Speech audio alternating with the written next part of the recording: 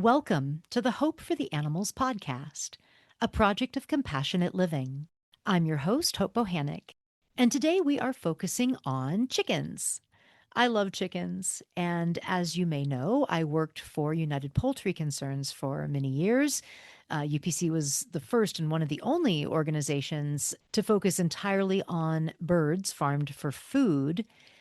And chickens, so often they're seen as somehow having less emotional capacity, that they're not as intelligent, or even not feeling pain as much as other animals, which of course all of that is untrue. And I think these myths persist as we learn more and more about how animals are so like us emotionally, psychologically, that these myths help people to kind of ease their conscience around how we treat farmed animals.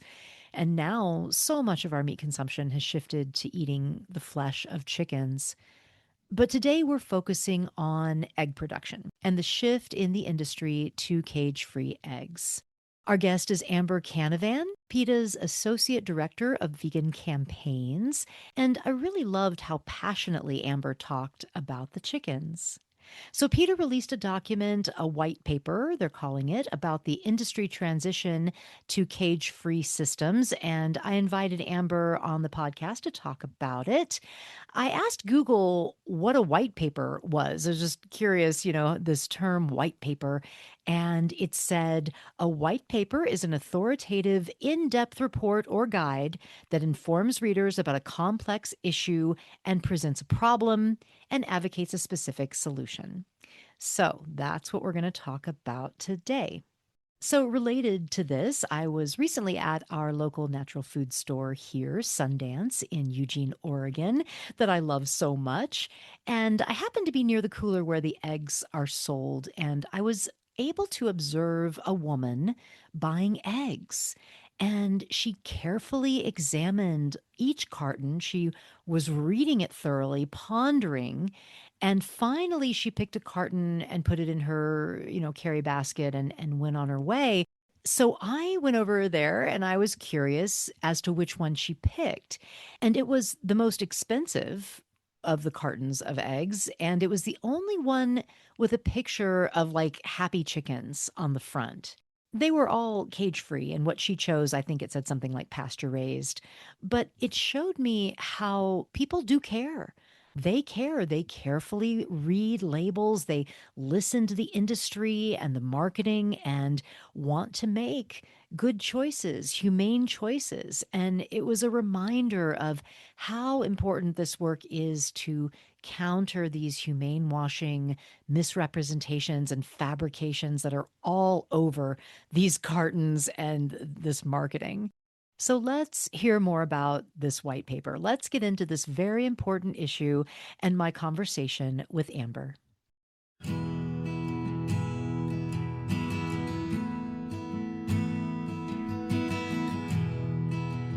Okay, today on the podcast, we have Amber Canavan. She is Associate Director of Vegan Campaigns at People for the Ethical Treatment of Animals, PETA. Her victories include persuading Costco, Target, and Albertsons to stop selling coconut milk that was sourced from brands that used forced monkey labor in Thailand. She got Kikkoman soy sauce to end decades-long experiments on animals. She also worked on Starbucks, Dutch Brothers, and other coffee chains to drop the vegan milk upcharge. I hate those things. Thank you for that work. And orchestrating the rescue of over 400 hens from a cage-free egg facility that was shutting down. She's also worked on various animal rights legislation, including the foie gras sale ban that passed in New York City. Welcome to the podcast, Amber. Thanks for having me.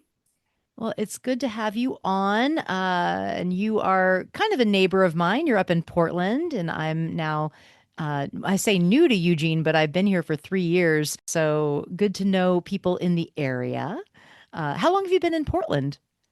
About 7 or 8 years, but I Okay. also feel a little new to the area too sometimes. So, Okay. Okay. Cool. Well, we want to start just by getting to know you. So why don't you tell us your vegan origin story? Why and when did you go vegan? I went vegan and became an activist, pretty much at the same time, dove right into it. I was 14. I did a research paper. I just randomly picked a topic, although maybe it wasn't random. I kind of knew what, PETA was, I guess, at the time, because it was usually the subject of like a joke. Yeah. Like call PETA, somebody's abusing that animal. Yeah. Which is also not a joke. It's a great thing to Yeah, do. that's right. But yeah, right at the time, PETA was starting its PETA 2 program, which was like directly targeting the demographic that I was, the kind of like rebellious teenager who wanted to question authority. That was one of the PETA 2 slogans. Uh-huh. And that just appealed to me so much.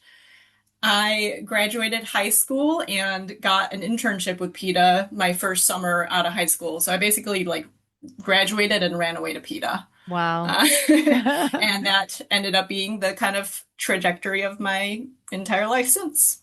That's awesome. Yeah, I too I went to 2 years of college kind of, but the animals were calling me and I went kind of straight to activism out of high school. So I totally get that.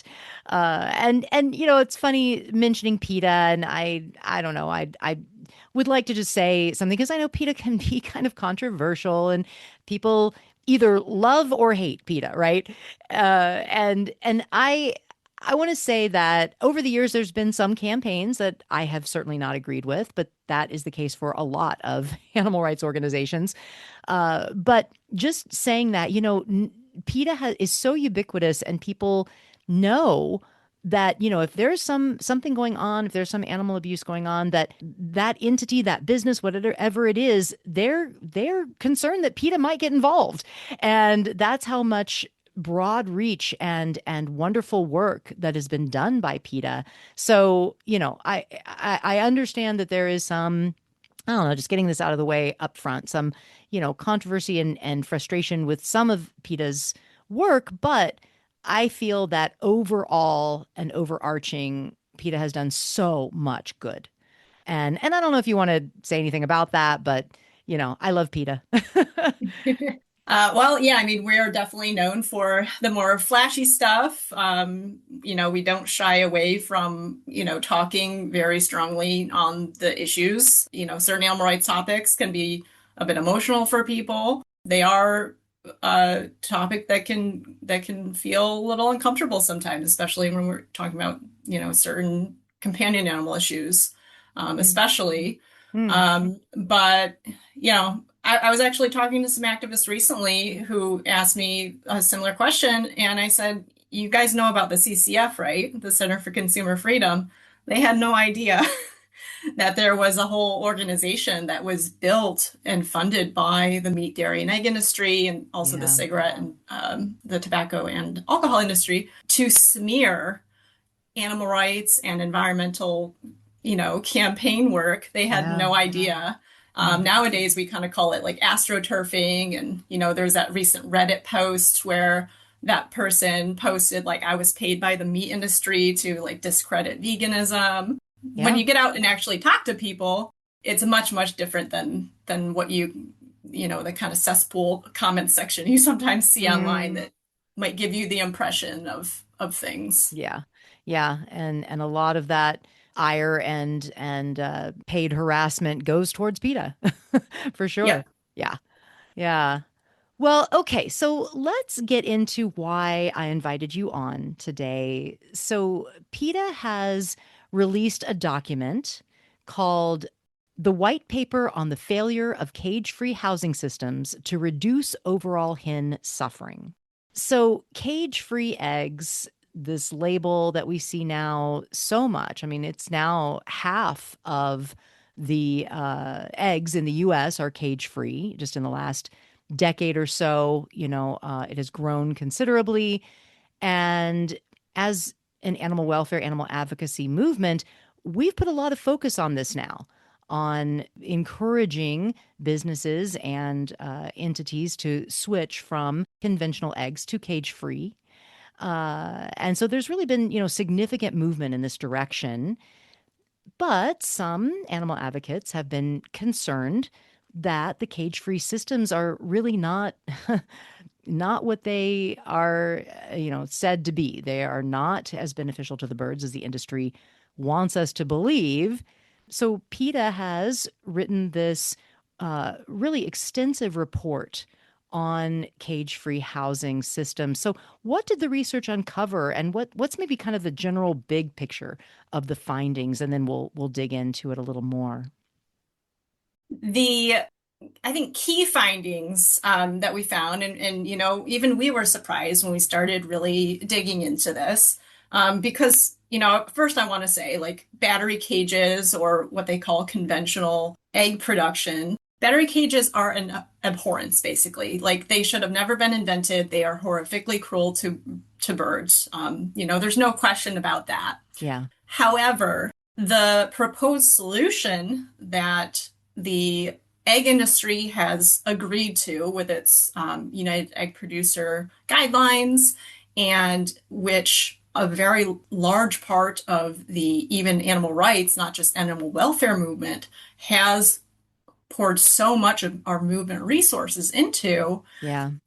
is this cage-free campaigns. There's a report from 2024 that was mapping the global animal advocacy spending, and that found that as a movement, we're now spending nearly twice as much movement funding advocating for improving welfare standards as we are spending on like decreasing the consumption of animals and animal-derived products. Ugh. So, tens of millions of dollars are being poured into these campaigns.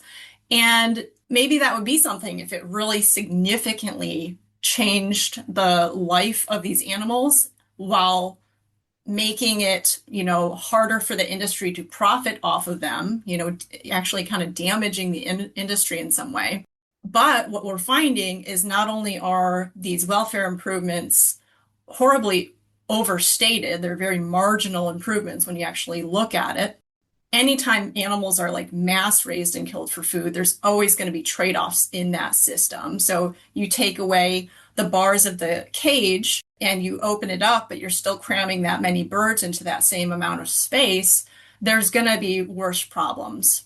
So, for instance, the air quality is worse. Air quality in any large scale animal farm is god awful. I've been inside a number of facilities that raise animals for food. Before I came to PETA, I investigated the foie gras industry.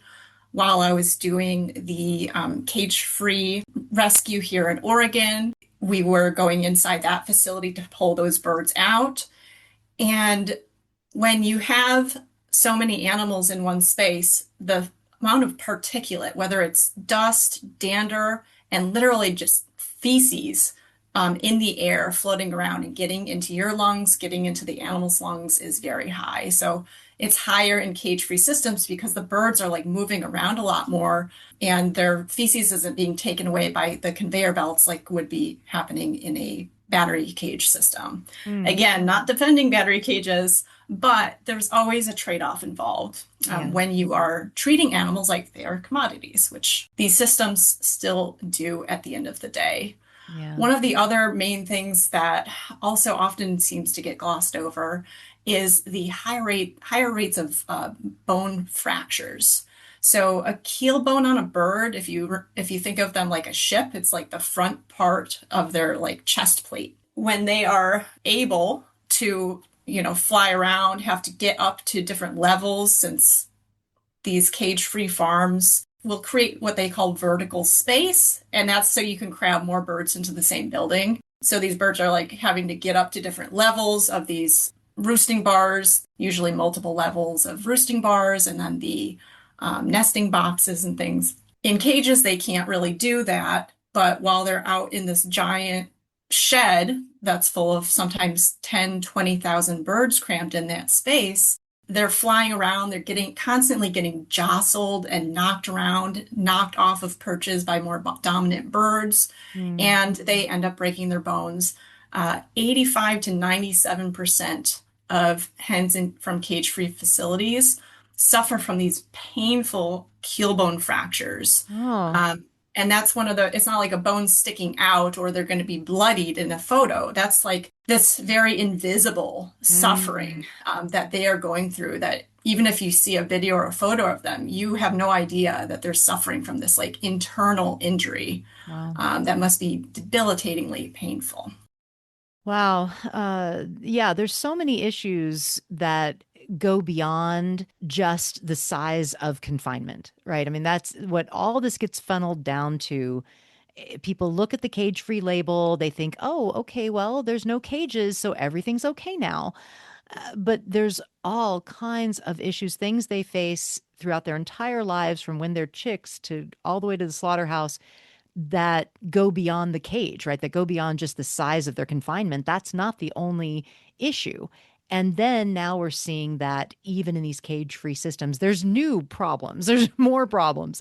Why did PETA feel that they needed to publish this white paper? Why now, and why focus in deeply on this issue? Well, part of this whole thing is the humane washing aspect. And, I know you talk so much about this humane washing issue. I probably don't need to define it, but as the public's become more aware of animal rights issues and cares more about especially farmed animals. I mean, I remember advocating for chickens outside of KFC in like, 2006. And, people didn't think chickens felt pain. Yeah. And now, at least most people I encounter acknowledge that they can feel pain just like dogs and cats do. But, there has been progress, as little as it feels sometimes. There has been progress in changing like public sentiment about animals, including farmed animals. But instead of like swapping to producing vegan foods, what a lot of these companies have done to kind of maintain their status quo is to get much, much better at their marketing. So they might change a couple little things with what they do, or nothing at all in many cases. Yeah. They'll just create a nice label that sounds very nice or looks very nice, has a little girl running through the grass on a, cage-free egg carton. Again, what does that mean for the hens, that a little girl's running through the grass with a basket? It Right. means absolutely nothing. Yeah. But you paint the picture in your head like, oh, that looks very, very nice. I would like to be doing that. And that's the problem. So PETA has done enormous amounts of work now exposing and fighting back against this wave of humane washing that has been being conducted by companies that profit off of animals, like Whole Foods, is one of the biggest culprits. But now also we're seeing, unfortunately, that some animal welfare organizations are slipping into, what we would consider humane washing as well. We see, maybe a cage-free victory gets posted and they're using, big bold words victory with a photo of hens in a sunny, grassy field for Uh, a cage-free victory. And yeah. it's like, hold on there. Do you want to use an actual cage-free facility photo in your victory? Because if you were, people would be being like, huh? That's the victory? We have photos from cage-free facilities from investigations. PETA did one into Hilliker Cage-Free, which is in California. It's a Prop 12 compliant farm. The owner of that facility claimed that he had built Chicken Disneyland. Oh, So, wow. we went and took a look, and it's hens crammed wing to wing. The person who did the filming reported that it was just this cacophony of hens like crying and screaming. And that's another thing that doesn't get talked about too much either, is just this, what is the actual in the moment lived experience for the birds in these systems? And that's from, shell to the end of their lives, from the day they hatch to the day that is the end of their life, whether they die early from some disease or injury on the farm, or they are killed at a fraction of their natural lifespan. These birds can almost never enjoy a moment of peace. They're always getting jostled. They're always having to keep one eye open because, some other bird who doesn't have enough space is trying to get their space. And the noise, the smell, the burning in your lungs. I mean, I've come out of industrial farm facilities and, you take a shower for an hour, you still can't get that Mm, gunk out of your lungs. yeah. These birds are in that, Yeah. 24/7. Yeah.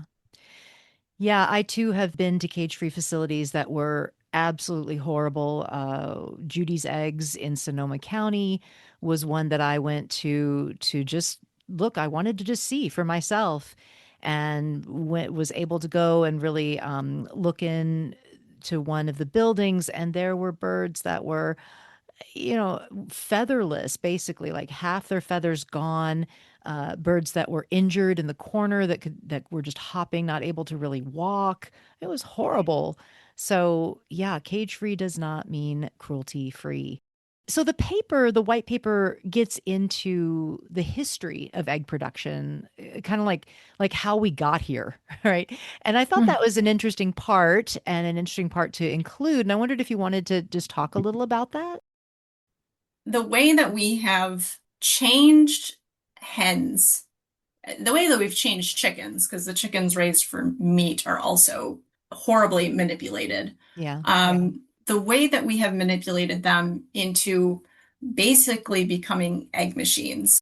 Also, part of that kind of everyday state of their being, they have been bred to lay far more eggs than any bird in nature ever would. Like any species that produced as many eggs as the hens used for the egg industry do would go extinct so quickly. It uses so much of their resources. That's why these birds are so highly susceptible to broken bones, is because an egg's shell is made out of calcium. They're constantly having the calcium leached out of their bones to create these eggs. I've seen birds rescued from cage-free farms who were, for all intents and purposes, starving. They're incredibly thin, very poor body condition, and they were still laying eggs. Their body was prioritizing laying eggs over conserving resources so that they could survive. And that is also part of the kind of secret horror of what we have done to these poor birds for something as replaceable and unnecessary as a carton of eggs in our kitchens. Yeah. Yeah. The reproductive problems that these birds go through, that even if they are rescued from these farms, ends up killing them at a fraction of their lifespan. If you go to the store and you see cage-free eggs, they're usually brown. Those come from a breed called the Isa Brown, or also known as the Red Star. That's the breed of hen that we rescued from this farm in Oregon that shut down. They are almost at their 2-year rescue anniversary. They were going to be killed at 17 months of age. That's when the hens, bodies just start naturally slowing down with their egg production enough that it's not worth it to feed them. And we actually we did an investigation into Nellie's free range, which, free range is even a step up from cage free, right? Supposedly. Yeah. Supposedly. The step up in that case was a typical large shed crammed full of 20,000 birds and these small hatches that gave quote unquote access to the outdoors, which was like a little barren fenced in field that a lot of the birds never even got out to, because the labeling requirements for free range doesn't require the birds to actually go outside. They just need to theoretically have had access to it, even Right. if they had to fight through a crowd of 20,000 other birds to find that little hatch to the outdoors. They were open about it. They said, well, the hens get to a certain age and it's just not worth it to feed them anymore. Yeah, I mean, I think my main point here is that we have made this system that treats these animals as a commodity, both by breeding them and manipulating every part of their lives, how much and what kind of food they get, the amount of lights that are on. It is down to a science how to most get as much out of their bodies as these industries can. And as soon as they are not useful or profitable, they are killed if they don't die first from the horrible conditions that they're living in. Yeah. Yeah. And there is a high mortality rate in cage free systems. Certainly they're dying before reaching slaughter. So that's, something is not right. So in this paper, you kind of get into something that I have observed from my research around cage free and just, from talking to people, knowing what these systems are like. And that is that they can be even worse, right? I think most people believe that the cage-free systems are at least a little better, right? Well, at least it's a little bit better for them. They get a little more space. But you found in this research that it can actually be worse for the birds. And I pulled some quotes actually from the paper. Let me just read these quotes. Although cage free systems have been praised by some animal welfare organizations as significant improvements in hen welfare and a preferable alternative to battery cages, cage free systems shift rather than eliminate welfare burdens, improving some welfare outcomes while worsening others. And then also, here's another one: hens in cage free systems face most of the same cruelties as hens in the cages. A review of cage free studies revealed welfare issues that are either marginally improved, unchanged, or in some respects, even worse. And this is something that I often say about most of the, humane, quote unquote, humane improvements, that there are instances where it can be even worse or new problems arise, right? So tell us about this. Give us some examples, maybe. Right. And this kind of comes from, focusing so much on the cage, right? And I don't fault campaigners for, focusing on the cage. The cage or a chain is a very powerful symbol and imagery. And it is a horrible thing to put anyone into a cage, right? Yeah, yeah, Um, the thing is you also need a viable alternative or call to action than still leaving them in the one giant cage of the industrial barn or shed that most animals in this country are raised in. yeah, with tens of thousands of birds in the one Tens of building. Yeah, thousands. Some farms have millions of animals on them. You start to see that pattern when you see some of these avian flu outbreaks and you see the vast numbers. Like one outbreak can sometimes be, 1.1, 1.7 million animals. mm, Whew. yeah, It's unfathomable the amount of animals that one property could hold, one company can hold. Basically, we're finding that consumers are being duped into paying more for cage-free eggs, while hens on those farms are suffering from, in many cases, higher rates of things like feather pecking, painfully broken bones, higher rates of respiratory infections and other ailments and injuries, while still being crammed wing to wing in these, crowded sheds that can have 10 or 20,000 birds crammed together yeah, inside. Again, because everything is a trade-off when you are treating these animals like commodities instead of individuals. The higher rates of broken bones is because instead of being confined into cages, they are competing for limited space on perching bars and are constantly being knocked or jostled off by other birds who also need space to live their lives. Respiratory infections are higher because the birds are moving around this giant shed and kicking up dust into the air constantly, which is full of ammonia and feces. Literally, like particleized feces is going into their lungs all day. And then feather pecking because they're living in this highly stressful environment where even just to get over across the shed to get a sip of water, they have to go through countless other birds just to get some basics of what they need to mm, live their yeah. daily lives. Yeah, and they can't establish a pecking order either, right? Which is very common for a small flock. Usually these birds only live in very small flocks of like a dozen or so birds. That is their natural state, right? With the jungle fowl, Southeast Asia, their ancestry. They're used to being just in smaller groups. and they establish a pecking order where everybody kind of knows their place, and there's, everybody has different roles, but they can't, that societal cultural order can't be maintained when there's thousands and thousands all crammed into this tiny space. So it just kind of drives them crazy. Yeah. Yeah. I mean, they cannot get a moment's peace just to even, sleep, lay an Mm, egg, get some water. They're constantly wing to wing with another bird, who they may or may not know. When there's a shed of 10 or 20,000 birds, they can't establish the highly complex social societies that they would have in a flock that's actually suitable for them. yeah, And a flock that's small enough to be suitable for them is not going to be profitable. absolutely. It's awful. So I did want to talk about the animal advocates that are working on cage-free campaigns. And I'll say, and I think you mentioned this as well, that I certainly don't fault anyone for working on these campaigns. Of course, we want to do anything and everything that we can to relieve these animals' suffering. And this is where the money and time and energy and resources are going right now in our movement.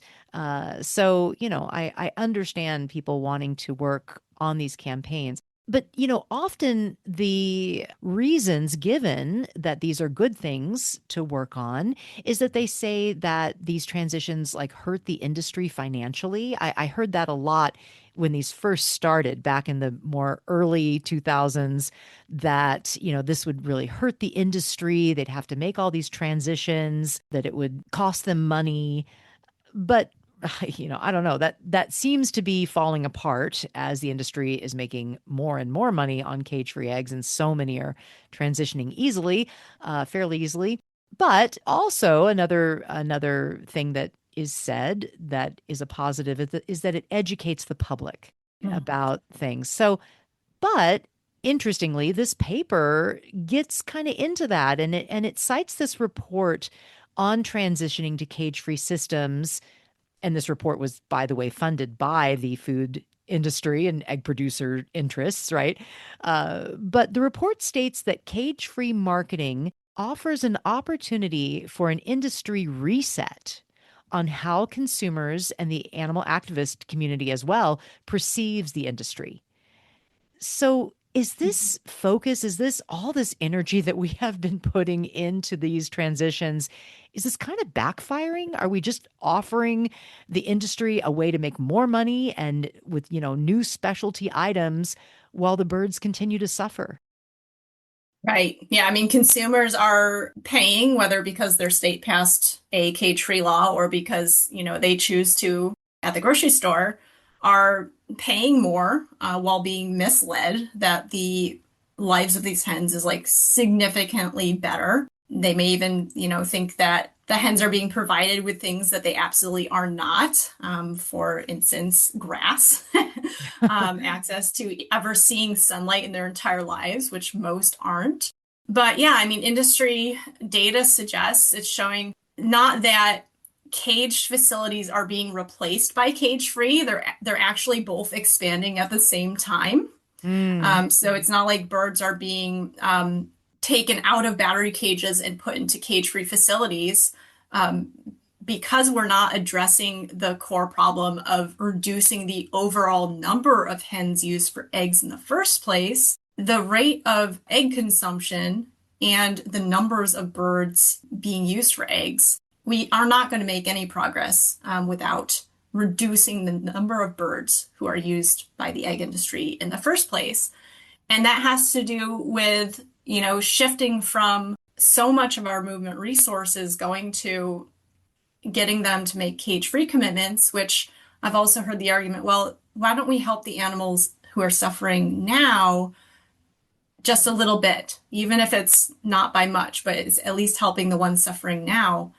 The thing is, a lot of these cage-free commitments were 8 or 10 years in the future. So it's actually not even helping birds now. It's mm, helping maybe 10 years in the future. And that's if the company doesn't walk back on, the previous CEO's commitment that they made there was different leadership, which we are also seeing. So we're seeing Yeah. this like sunk cost fallacy in action where a lot of these cage-free commitments are coming due right now, and companies backtracked on them, and now we're back at square one. The misleading factor is why PETA is so concerned about this. And just anecdotally, when I do outreach and I'm talking to people on the street and getting just a temperature check on what people think, what the public thinks about these issues, and it's like a bingo card would be full if it was, I buy humane meat, I only buy from small farms, I only buy cage free. It's like everyone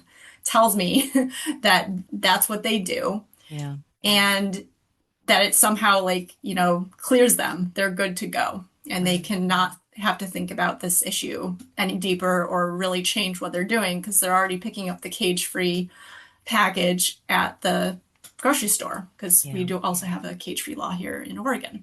Cage-free campaigns are misleading consumers into believing that it's okay to continue eating eggs and other animal-derived products when hens used for their eggs, still have all of those awful things that we were just talking about still done to them. They're still confined to giant sheds. They're breathing ammonia and feces laden air. They're being killed at a fraction of their natural lifespan as soon as they're not profitable. Incremental steps to try to reform the industry and reduce cruelty for the animal suffering now aren't necessarily a bad thing, but when the industry is able to use it as a whole marketing plan to increase their profits, that becomes a problem. And we're never going to we're kind of working against ourselves when we are not having that messaging that animals aren't ours to eat. They're not our egg machines. They're not our milk machines. And people are getting this kind of mixed messaging Yeah. and not choosing those, plentiful vegan options that are out there. Imagine if all the resources that we had dumped into these cage-free campaigns had gone into actually really shifting how society views animals, especially chickens, and, presenting that there are delicious things you can eat instead of eggs that are, high in protein, they're easy, they're accessible. The global vegan egg market is growing, but imagine how much more it could have grown if we hadn't dumped all these resources. I'll also mention, I once upon a time I worked on a cage-free campaign. I heard the talking points and I was like, wow, we can like reform the egg industry out of existence. Like eventually the standards will get so strong and so untenable for the industry that they'll just stop. I worked on the Massachusetts cage-free law, and that was to be the strongest cage-free law in the country. It would have required 1.5 square feet per bird. What happened with that was right before it was supposed to go into effect, right before it was supposed to go into enforcement, the egg industry put up a fuss and said, well, all the other states, including California's Prop 12, only require as little as 1 square foot of floor space. That's if they provide some vertical space, like I was mentioning. And Massachusetts being too strong will put it at a disadvantage. And they also used like poor and food insecure people as kind of like it was really scummy how they did that. You're harming people who can't afford food. Mm. We can't have this cage-free law as strong as it is. And Prop 12 was actually used as basically a bludgeoning tool to regress one of the strongest cage-free laws in the country. And they did. Right before it was passed, the governor rammed it through and got it regressed back to be in line with Prop 12 and the other states' standards. So the argument, too, that we're going to make the welfare standards stronger and stronger and make the industry weaker and weaker, we actually are regressing. We've only regressed. We haven't gone forward. Wow, that was all so good. There was so much there that needs to be said. Thank you so much, Amber. So many things came up. Sometimes I would hear people say, "Well, isn't it great that farmers want to move to cage free? Like they want to do better for the birds." But when I was researching back in Sonoma County and going to these facilities, the larger ones, they would have sheds of battery cage conventional farming, and then the next shed over would be a cage free, right? And then the next shed. So I mean, it wasn't like they were transitioning their entire business. They were just trying to get a secondary source of They're making income. another revenue stream Exactly. and being Exactly. able to upcharge for it. Yes, that's right. Yeah, so it's not that, the whole industry. No, they're in this to make money. They are not in this business to help the birds. Yeah, so PETA's white paper, has all the data points, but, personally for me, I have a stake in this because I had in the past worked on cage-free campaigns that got weakened because of Prop 12, bashing back and reverting the Massachusetts cage-free law that should have been making a stronger welfare, improvement, and it got reverted. And then I've also myself been into cage-free facilities and have had the privilege of rehabilitating and caring for birds who were rescued from cage-free facilities and just seeing what the industry did to them. They come just these dejected, sad wretches of a bird. They're missing feathers, their combs are pale, they haven't seen the sun. They're blinking at it like, what is this thing? And then they realize what it is, and they are just flopping over ecstatic, feeling sun on their feathers for the first time in their lives. Mm, And then, slowly over the years, seeing them pass away because of reproductive issues. And that's a harm that was done to them before they were even born at the genetic level when they were bred to be something to be used for profit. yeah. Yeah, well, and like you said, that this, we're trying to kind of reform ourselves out of harming animals in this industry, but the at the heart of the industry is harming animals. How can you reform this industry? It is unreformable. Like the fossil fuel industry, you can't have the industry without the harm. It's the same with animal agriculture and animal farming for meat, dairy, and eggs. You cannot do it without the harm. So the industry is unreformable, and that's what we've put so much of our energy into is reforming it. And it just breaks my heart to hear you say, because I believe this so much as well. What if we had put all this energy and time and resources into educating about veganism and animal sentience and vegan foods? And oh wow, it's frustrating, but I'm glad that now organizations like PETA and my organization, Compassionate Living, and others were speaking up about this.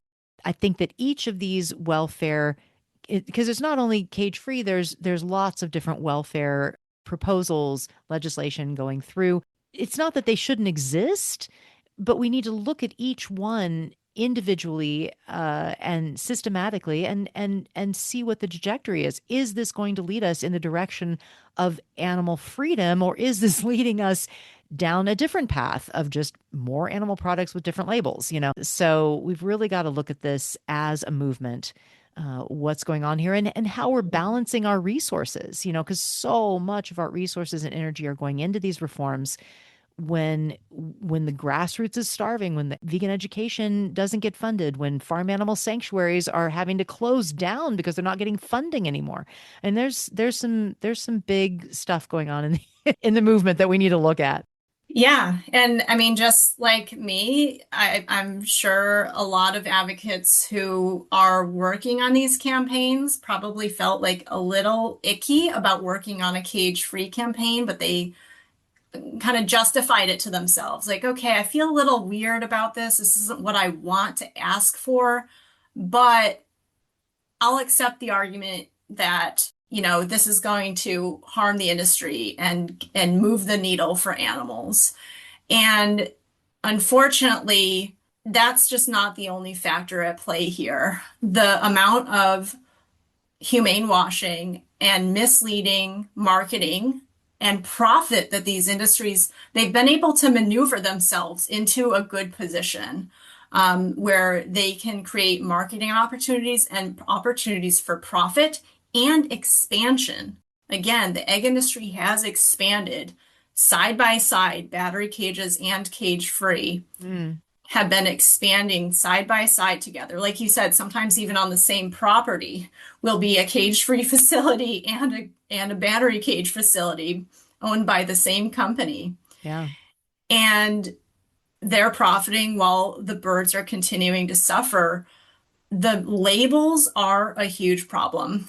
PETA campaigned, heavily against Whole Foods. We still do. We've gotten them to stop using some of their most egregious marketing claims about like, we love and care about our animals. They used to have above the meat counter at Whole Foods. It was ridiculous, the claims they were making. But of course, the industry shifts and they find these feel goody but still meaningless words that still ring all the same bells in the consumer's mind when they're at the supermarket. That's convincing them to pay a whole lot more for these products to relieve some of that rightfully so guilt that they might be feeling picking Yeah. up, that carton of eggs that week when where was the intervention from the animal rights movement to let them know, hey, make the tofu scramble this week? Yeah. Yeah. Instead, Yeah. save yourself all that cholesterol and the calories and don't pay for this bird to live in this daily horrifying suffering, that Yeah. they never get any respite from. Yeah. Yeah. And that's kind of the call to action, I guess, with ending this is, any advocates who are maybe being invited to cage-free campaigns in their local cities, and maybe we're just going to go because it's an animal rights event that you might as well go. It's happening. To really rethink that. Do you really feel comfortable with what cage-free actually is? And also, did you even know what it actually is? Because you're not getting that sense from all the pro cage free communications that are out there that are, as the white paper shows, massively overstating how much, better it is for the hens when really it is not any kind of life for these hens. And at the end of the day, what are we fighting for here? Yeah. Yeah. Yeah. What are we fighting for? Uh, well, Amber, it's been so good to talk to you about all this. So important, such important information. But we do need to bring it to an end. So I want to ask you our last question. What gives you hope for the future? One of the main things that does, keep me going is I have the privilege of caring for hens who are rescued from a cage-free facility. And, they kind of help me stay strong on this issue because I always think of them when I see cage-free eggs at the store or I see marketing materials put out there by animal welfare groups that are, praising cage-free campaigns and promoting those campaigns as like the way to go. Just seeing the hens' resilience and vulnerability and how much they blossomed from being scared of humans, and rightfully so, to rushing me every time I step into their area, Aw. is just so heartening to see. As much as they can move on from what has been done to them by the egg industry, as tough as things can feel sometimes, and change is never fast enough, uh, you know, we can get some of them out now, and we should do so and keep fighting to get the rest out. Hmm. What are their names? My girls right now are Rosemary, Fishy, and Sunny. Aw. Fishy? I did not name Fishy. Fishy has some beautiful She was named by a child for her Aw. fish-like feathers. She has these kind Oh, of beautiful patterned feathers that look like a fish's scale, and they're very interesting. shiny. So I was skeptical of her name at first, but it really has grown on her. So she is fishy. Fishy, sweet. Aw. Well, yeah, I mean, that's who we do this for. I love that hope for the future because seeing the animals free on sanctuary in loving homes, that does give me hope too, that they all can be free someday. So thank you for that.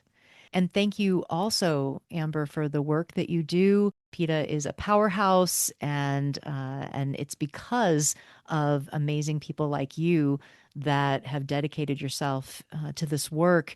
And this is such an important issue. I'm so glad that they released this paper. So thank you so much for the work you're doing. Absolutely. Yeah, it's the reason I get out of bed every day. So Yeah, wonderful. Well, thanks for being on the podcast. thanks for having me. Thank you for listening to the Hope for the Animals podcast, a project of compassionate living. So, language and messaging is so important, such an important part of this. And I believe that it was our fault, kind of, that we went down this trajectory in a way. Animal rights advocates messaging and focusing on battery cages in the egg industry that kind of led us down this road. And, it needs to be said, and as Amber said, conventional egg farming with cages is horrible. Yes, we were right to point out that this terrible practice was happening. However, we need to be careful of our messaging. And going forward, we need to be sure that ending all animal exploitation is at the end of the trajectory of whatever we're asking for, right? Whatever we're telling the public. We said that the cages were cruel, so they got rid of the cages. The industry did what we asked. But we didn't really think it through and realize that the most important part of telling the story of how they suffer is emphasizing that it is commodification itself in any form of any kind. Using animals' bodies for profit, that is what causes the suffering. Our end goal is animal liberation, all animals free of all exploitation and commodification. That end goal must not just be part of our messaging, but the through line, the core of the messaging. So, to wrap up, I'm going to read another segment from the white paper. The time has come to acknowledge that the well intentioned move to compel the egg industry to switch from traditional battery cages to alternative cage free housing systems has failed to achieve more than minimal improvements in hen welfare, and in some cases can create distinct or worse welfare problems than the cage systems they replaced. This was a failed experiment, and we need to learn from it and do better with our strategies and tactics. So, our messaging needs to be not just switching to cage free eggs, we need to go egg free. Living a full vegan life is truly the only humane option. Cage free does not mean cruelty free. So I will add a link to the white paper in our show notes, as well as a couple of other podcast episodes that relate to this if you want to learn more, including a solo episode that I did called The Cage Free Conundrum. Thank you so much. Please give us a 5-star rating and maybe write a review if you're listening on an app. Share this episode with folks that want to and need to hear it, and live vegan.